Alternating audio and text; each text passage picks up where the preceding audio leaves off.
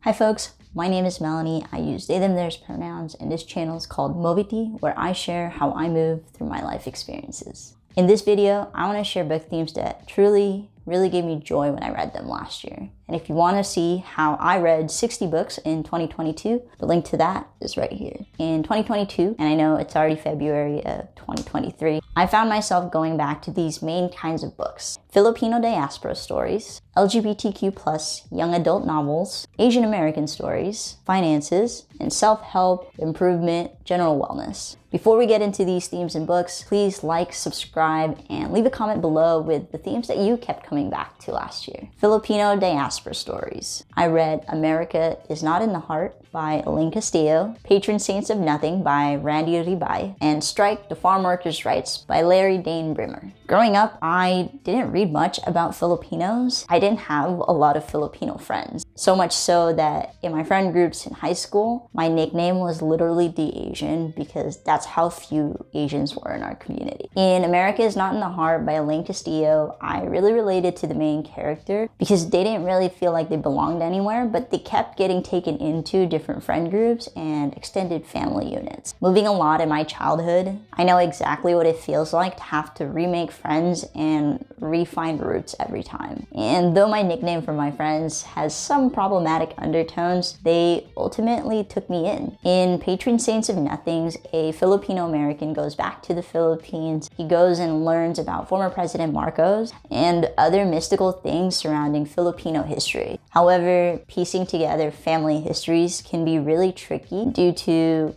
hesitations, to past pain and trauma that they might not want to share with anybody, let alone their family who they might have like a particular position in. Strike covers Filipino manongs, which is a word that translates to older men, that fought alongside the likes of Cesar Chavez in the farm workers movement, advocating for fair wages and better working conditions. Filipinos are often erased from this particular part of history as a way for white supremacy to divide minoritized groups from each other.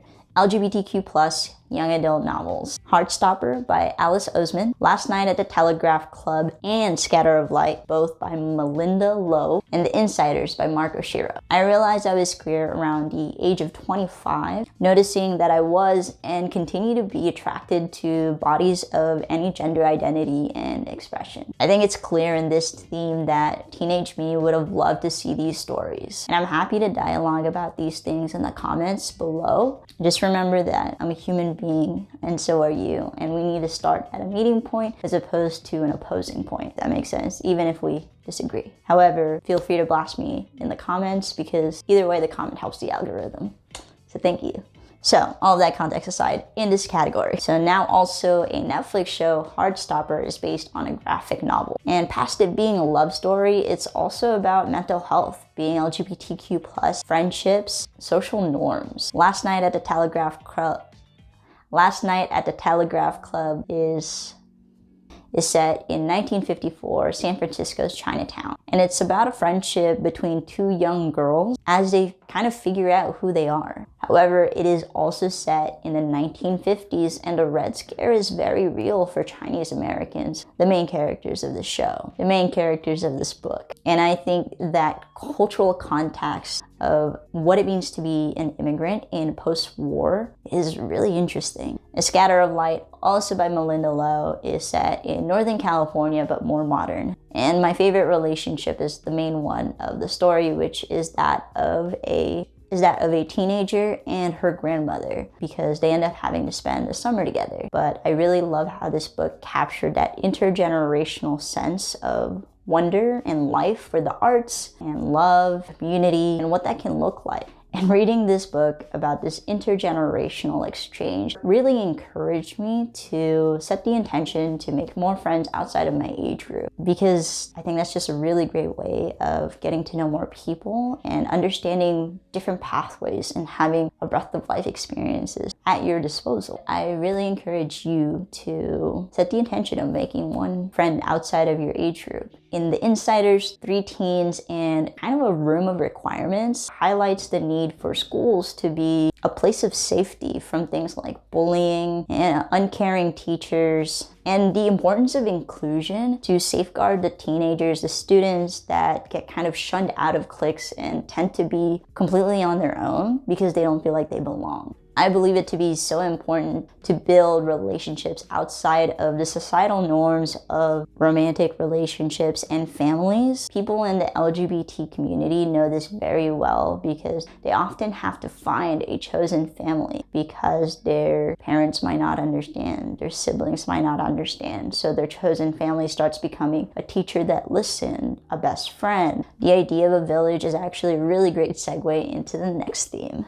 Asian American stories. Don't know why I did that. So in this section, Frankly in Love by David Yoon, Messy Roots by Laura Gao, Maisie Chan's Last Chance by Lisa Yi.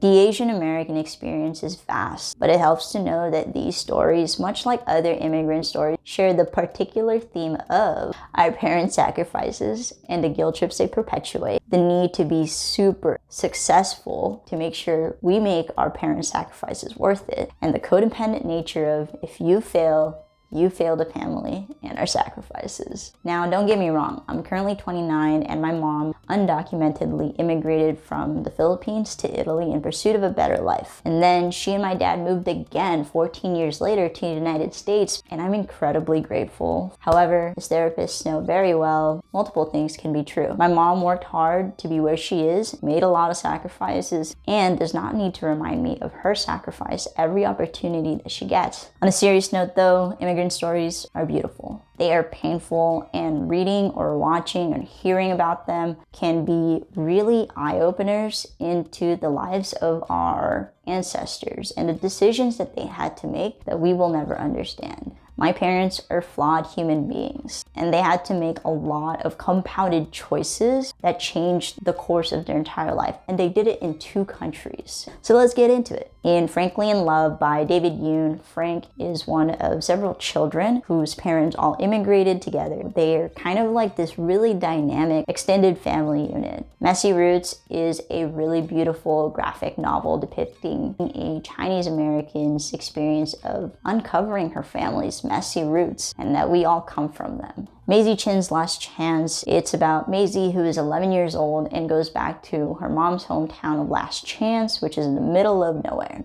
While there, she helps at the family restaurant and gets the history of her family through oral stories from her grandfather. I love this book because the tradition of oral histories is sacred. And sometimes they're more valuable than history books because that's what's not covered. Those individual stories that actually happened. I highly recommend you asking your family about their family history. I recognize that conversations like this can be really challenging. And if anything at all, think about the kind of family you do want to have. Or does it look like you and your best friends pulling your money and living in a cul-de-sac together? Things We Lost in the Water by Eric Nguyen. This book was super emotional. I lost a lot of water in my tears. This book was about a mother who raises 2 sons as they go from Vietnam to New Orleans. Most heartbreaking is how the sons, the brothers, figure out what they lost to the water.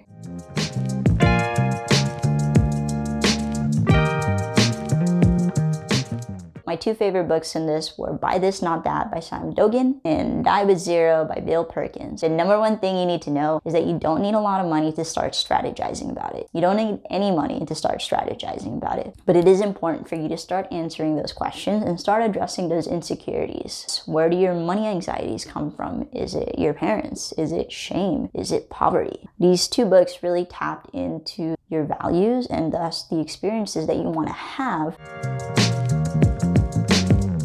Self-help, improvement, wellness, all of that. Shadows Before Dawn by Teal Swan. 4 Obsessions of an Extraordinary Executive by Patrick M. Lencioni. How to Sit by Thich Nhat Hanh. Period Power by Macy Hill. And The Period Repair Manual by Lara Bryden. The books range from inner child work, team building, mindfulness, and understanding my period. And if we're being quite honest, all of these should be covered in schools for everybody, regardless of how it might impact you directly. But that's just a soapbox for today. And I just want to make it clear that your self-help, improvement, wellness, it all really depends on what you need. First on this list is Shadows Before Dawn, which is on the spiritual side. Please just keep an open mind and look more so at the lessons rather than how it's said. I think this is a great practice in being able to listen to others' viewpoints that might not be in alignment with yours so that you can expand your brain, be more malleable to new ideas and approaches. So an exercise it had me do was to find pictures of younger me and think about how that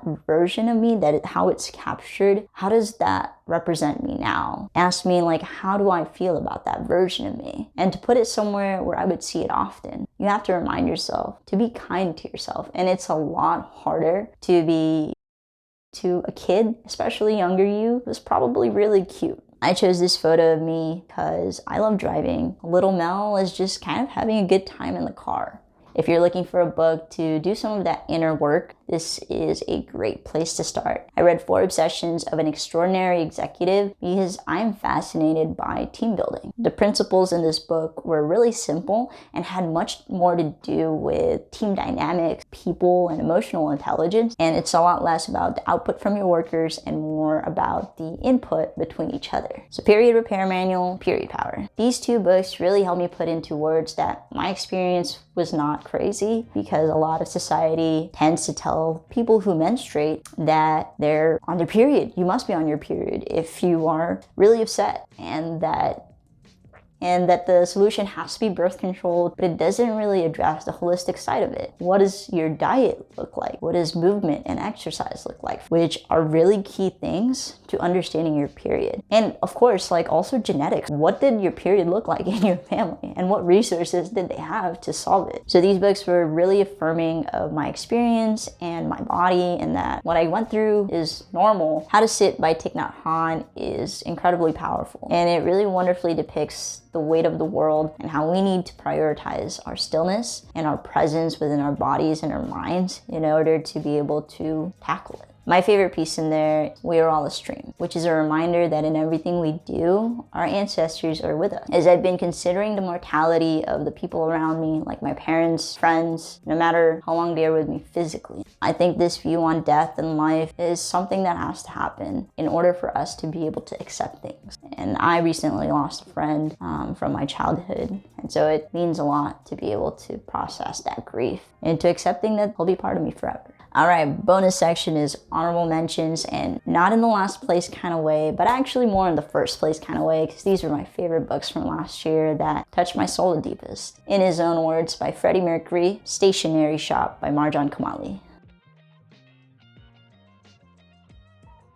I'm not gonna get into those too much, but Anthony Bourdain was a tortured artist. And I think that book really showed his desire for the next perfect meal and how that really was to his detriment, because he could never accept that this moment was enough. A lot of perfectionists, a lot of people who seek excellence, myself included, struggle with that. I love Freddie Mercury, and that's why that's on this list.